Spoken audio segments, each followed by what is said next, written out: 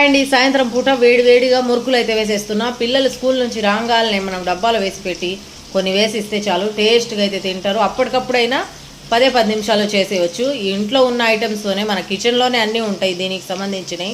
బియ్యపిండి, శనగపిండి, ఉప్పు, కారం, కొద్దిగా వాము, లేకుంటే నువ్వులు, అలాగే కొద్దిగా సోడా, కొద్దిగా వాటర్, కొద్దిగా నెయ్యి వేసుకొని పిండి అయితే శుభ్రంగా కలుపుకోవాలి.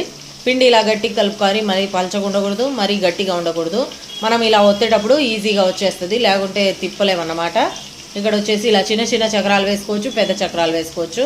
నేనైతే ఫస్ట్ చిన్నది ఒకటి వేసి మళ్ళీ మొత్తం పెద్దదే వేసేసాను, మనం ఇంట్లో తినడానికే కదా అని చెప్పేసి. ఇలా ఒత్తేసుకొని ఇది ఎక్కువ ఫుల్ మంట లేకుండా మీడియం ఫ్లేమ్లో పెట్టుకొని బాగా ఫ్రై చేసుకోవాలి.